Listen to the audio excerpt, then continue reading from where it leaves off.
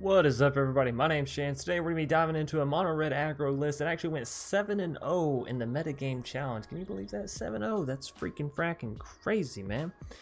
Anyways, we're going to be playing that deck today in ranked. I'm going to show you just how good this undefeated deck is. So, diving right into it, we have 4 copies of Akoum Hellhound. This is one of the new cards from Zendikar. It's only a common, and every time a land enters the battlefield under your control, it's going to get +2/+2. And I gotta say, for a 1-drop, this is a very strong card. It's very beautiful to build up multiple of these and just have them all swinging in for 2-3 damage, however much you can manage, basically. Fervent Champion, sometimes you have Toil brand, sometimes you Embercleave them. Different stuff happens. Fervent Champion, whenever it attacks, you can target another attacking knight, which means this Fervent Champion or your Rimrock Knight from later will also get +1/+0, and it has first strike, has haste. It's a beautiful card. It equips Embercleave for free. It is just beautiful. Spikefield Hazard is actually a super needed card actually right now in the meta with the Scoot Swarms and the Cobras lurking around.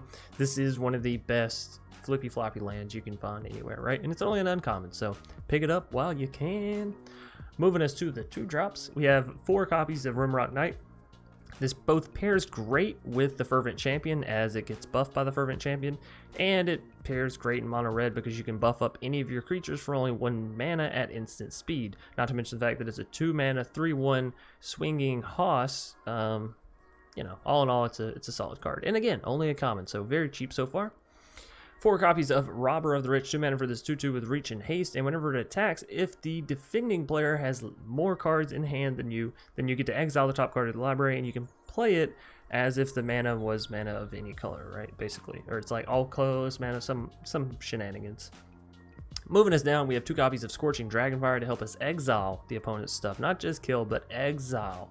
By the way, there's a cool little combo where if you use Spikefield Hazard on a Euro when it's played on turn 3, not when it escapes, but when it's first played, you can exile it. You can get it gone for good for 1 mana at instant speed. That's another reason why this card is so deadly. Anyway, Scorching Dragonfire made me think of that because this is awesome exile, and this also hits, those, I don't want to say aristocratic decks because we've kind of moved away from aristocratic style decks to more all aggro swing in style, but it helps you deal with those kind, right? Shatterskull Smashing is again some great removal while also being a land piece, and it can enter untapped, so it's not going to slow down the pace of your deck, right? Which is a big problem with aggro decks. Moving us on to our 3-drops, we have 4 copies of Bonecrusher Giant. It's good removal, and it's a good 4/3 that also causes your opponent to take 2 damage if they want to target this card, right? Anax, of course, is super strong. If you're going to be throwing Embercleave on something, it better be this creature right here. 3 mana for this star, 3 toughness, whatever you want to call it. Anyways, his power is equal to the devotion to red you have, and obviously with things like Phoenix of Ash plus a mono red deck in general and then Embercleave, you're going to have plenty of devotion to build this Anax up and swing in for 7-8 points of double strike and trampling damage, which is really a hard thing to get around for the opponent. Phoenix of Ash is actually a really beautiful addition to this deck, as when you get milled, because we've all been getting milled, you can play this card back from the graveyard, right? Exile 3 other cards, you get a haste 3/3 that you can also spend 3 mana to build up to a 5/3, which is pretty nice given a lot of the times in the aggro matchups, by the time you get to the point of you casting Phoenix of Ash, you've gotten your opponent down a little bit. They might only have 7 life left, which means if you can escape this, you swing in once, now they only have 2 life, and you're within that Bonecrusher realm of just taking them out, or even playing down another Phoenix of Ash at haste speed and winning the game. Moving us along, we have 3 copies of Toil brand, Thane of Redfell. This beautiful dwarf always reminds me of Dragon Age Inquisition, or the Dragon Age games for some reason. I'm like, yeah, this is like the character that I used to play, or used to see people play. Anyways, this is a dwarf noble. If a red source you control would deal damage to an opponent, or a permanent opponent controls, it deals that much damage +2 instead. So Fervent now deals 3, Robber now deals 4, and so on and so forth. Obviously, this allows you to pack quite a punch, given you have a bunch of smaller creatures that are all swinging in. You have your flyers, you have your Embercleave, and that kind of stuff. Speaking of which, let's move right along to Embercleave. 4 copies. Why? Because you want to hit this every single game.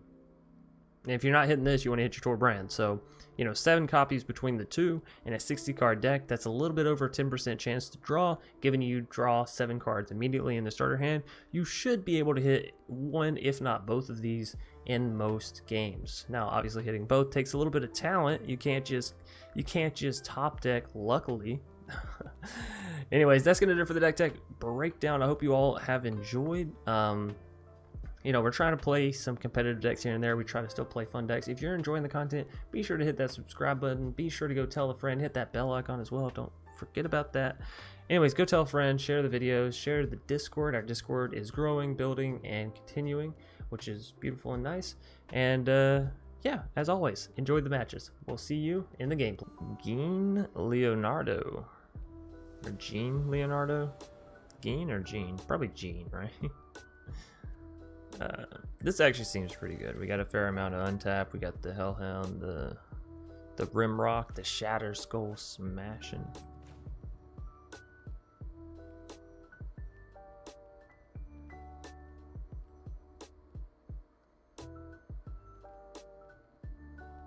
Alright, Gene. Show me what you got. Look at the card. It is floating majestic. Oh, there we go. Sorry, everybody. I'm having a moment. So I'm thinking we're just gonna play down the Rimrock come our next turn. Oh, Fabled. Sometimes I'm like, man, I want to play Fabled in these monocolored decks just for the landfall effects. Well, now that is an interesting draw.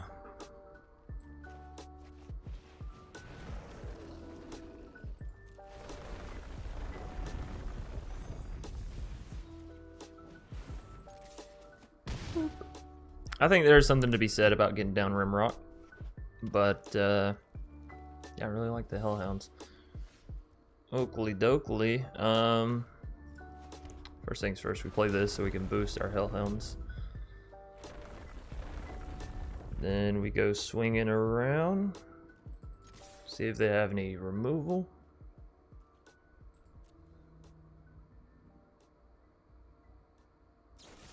There it is. There it is. Boop. Half of me says just slam down the Bonecrusher because if we hit a land, then that's a Bonecrusher with an Embercleave. Actually, we have the Shatterskull, so that's a Bonecrusher with an Embercleave. That's also given they don't remove it, right? 5. It's not. It wouldn't be lethal. We'd still be 2 points off lethal. If it was lethal, I'd be more inclined to be like, yeah. But the Hellhound would deal 2, the Bonecrusher would deal 10. That would leave them at 2, which is just a little awkward. A little awkward, so.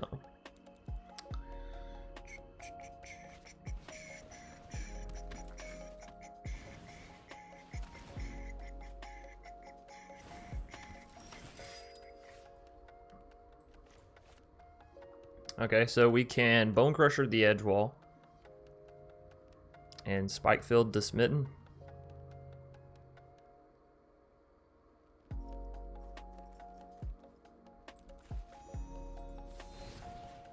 I mean, either which way. I guess it's better to Bonecrusher the Smitten and Spikefield the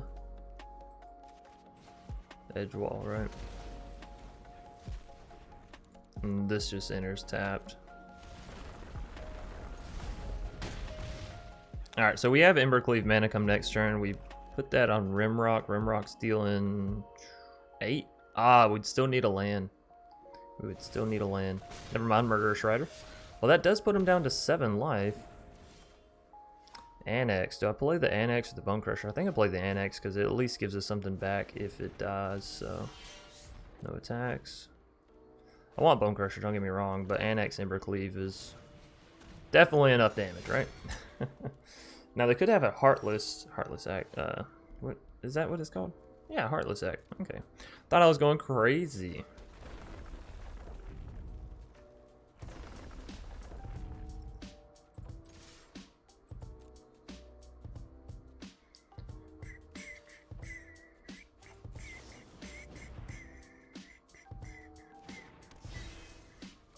We put this on the Hellhound. You say why? Because they have a Heartless Act.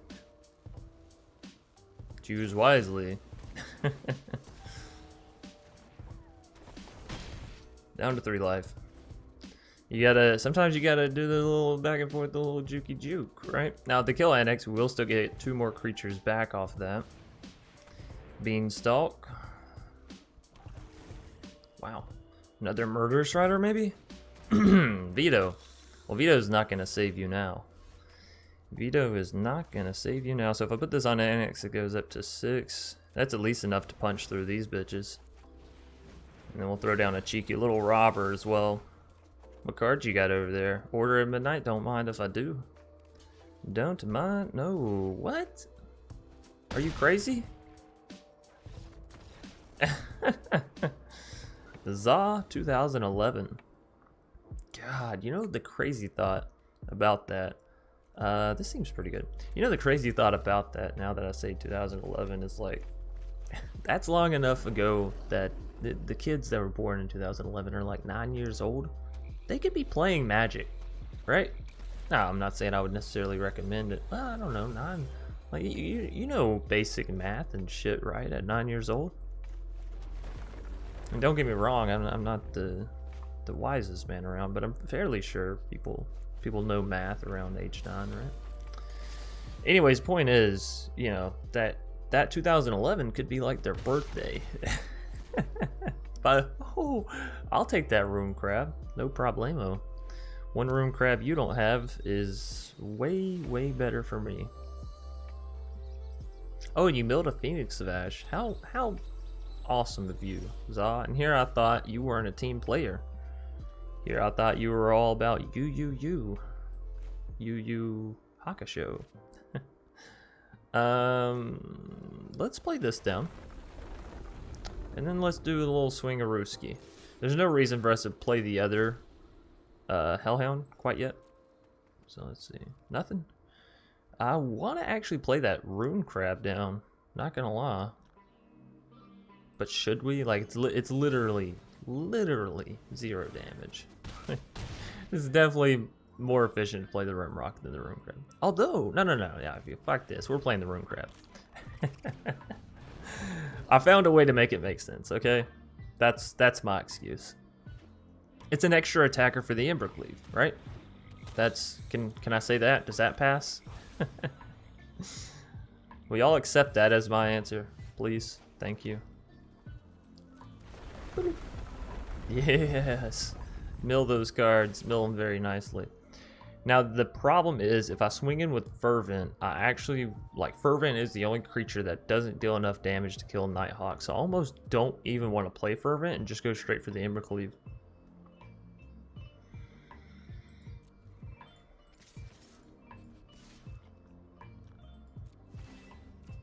What you got? Wind Robber. Don't mind if I do. Speaking of robbers, they're going to block the robber, and we are going to say nay. Nay. Not nay, but we're taking them down to 3. Y'all know what I'm saying. And you know what? While we have their cards, why not play them? A flying creature that we could potentially give Embercleave to? Sign me up. Sign me up. Okay, Drown on the Lock means they don't have enough mana to now play that Nighthawk, whatever. What is it actually called? Nighthawk Scavenger. You know, I said that to myself and I was like, yeah, that's the answer. But then for some reason I was like, nah, I don't think that's actually it. Anyways, I'll take that quick and easy. GG. Za 2011. The deck's doing work. You know, sometimes you just make plays and you wish the camera wasn't on. Alright, so while Fervent is a beautiful turn 1 play, and I do love me some Fervent, we gotta go for the Hellhounds, right? What? Hellhounds represent? On this next turn, we'll go for the Fervent. Ooh. You're shocking that land in against the mono red deck. That is scary stuff. Scary stuff. So, let's go ahead and jam down Fervent. Jam it like it's on some peanut butter toast. Wow, you shocked in that land and you don't have anything to play off of it. Oh, I see. I was curious. My goodness, you kept a slow hand. Well, I guess it's okay. You got the removal. You got what you need. How many times have you played against mono red? They are not valuing their life total nearly as much as what I think one should at this given point in time. But whatever.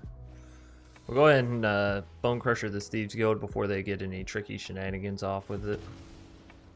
So they're down to 10. Now it's we are flooding a little bit for mono red, right? Five lands is not something you generally want to see this early in the game. Of course, I guess the game's just making up for the last game, so I won't be mad at it. Oh, that life gain is nice for him. That life gain's a real kick in the nuts for me. A real kick in the gonads. Thank goodness we have the Embercleave draw, though. That was like perfect timing. Couldn't ask for a better pickup, right? Well, sure. You want me to take out their lifelinker with first strike? Don't mind if I do. Don't mind if I do. So we do have lethal. Looking at them on this next turn. They may just remove our Hellhound. And you know, shit happens. You live and you learn. You live and you learn. Oakley dokley. I think that's going to be lethal. Right? This thing can just go through, and then with the Tor brand, it deals even more damage. Yeah, lol Joker. Get out of here, you clown. Juzzle? I think that's Juzzle. Kind of like Anthony Jeselnik, except it's Juzzle. We'll keep this. This is alright with the Rimrock and the Fervent. That's a pretty strong opener. It is unfortunate that opponent gets to go first, but you know, right? Or do we get to go first? Are they looking at the cards? I'm pretty sure they go first. It's in big letters at the top, but you know, whoever looks at that.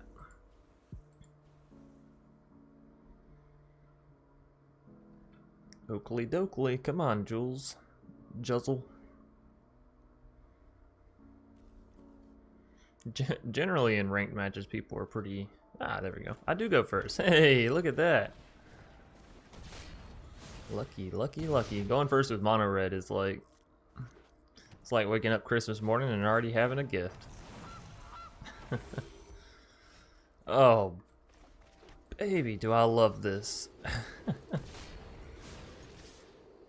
Alright, so double Rimrock, or double Rimrock, double Fervent off the bat is just insane value. What's that extra damage? Sure. Don't mind if I do. Now we could have saved mana for the Spike Field, I guess. If they go to play a Cobra or something, we might wanted to. Well, I don't know. We could still play the own Rimrock plus Spike Field next turn. Nah, I think that's fine. Juzzle just gonna surrender it out, and that's got to be one of the quickest matches of Magic I've ever had. Neo, oh shit, he's gonna be dodging bullets on us. Ooh, I don't love this, but we do get the Hellhound in, but then after that it's a little slow, you know what I mean?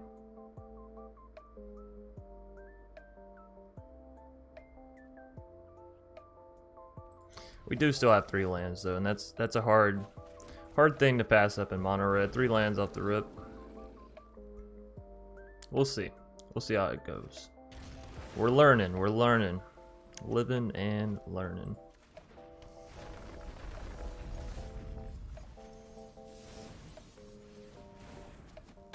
Bam.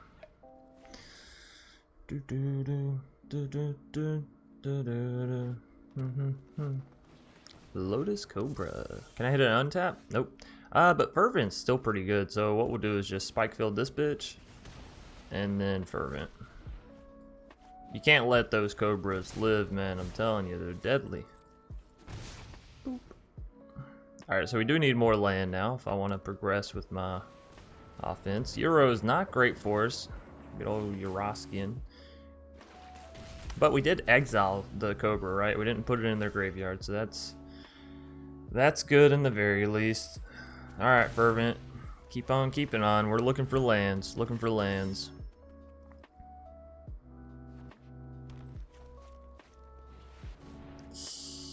It's a little bit of a yikes for us, so they're going to get played down 2 lands here for sure, for sure. Oh no, just the one. Just the Uno. Alright, so we hit that, and then do I want to go for the Phoenix or Anax? I think we want to go for the Anax, given we have Embercleave, and that's a big boy ramp. That's a big boy ramp of damage, I should say. Big boy ramp of damage. Now we just have to hope and pray they don't absolutely demolish our board state here. Omnath is going to be first for him, but then what follows that? An island and a Euro? And then another land? That would be... Oh no, Fabled. Alright. So they're going to deal damage, they're going to heal, they're going to gain the mana. This is a scary place to be in. What is this? Bonecrusher? Bonecrusher can take out Rimrock. Euro, yeah. Yeah. Oh man, this is a scary turn. They went from like 10 health all the way back up to 17. Whatever. Somehow in one turn they managed to gain so much life that they are now above ours. They got removal. Yeah, Rimrock. Man, I'm good at this game of like guessing what they're gonna remove and then play down Bonecrusher for some more. Yeah, that was a spicy turn, if I do say so. Okay, so we can swing in with everything, and then we'll actually still have 1 mana left over. So yeah, let's get down to Fervent. More power. Do we swing in with the Hellhound? No, because we don't need to.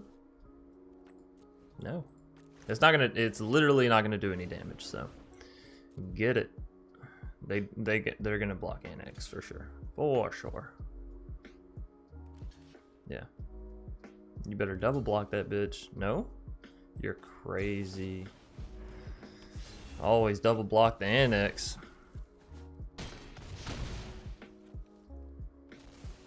Alright. Almost enough to take him out. Almost. They're left at 1 life. Come on, Hellhound. Alright, well. Now we just hope and pray, right? They gained their 4 life. Now they just hit 3 and they're all fine. We do have a Phoenix of Ash to hit the board, but... we hit Phoenix of Ash, they use Yugen. We hit Phoenix of Ash, they use Yugen. Alright, so how do we do this? How do we get around this little situation? Because they're going to be gaining life every single freaking fracking turn, right? I think it's GG. I think they got us. Yikes. Missing that land drop really hurt us. Yeah, because if we attack Yugen here, it just kills us. If we attack their face, they just gain life. That's a GG. GG. Fuck. Alright, so we gotta be quicker than that.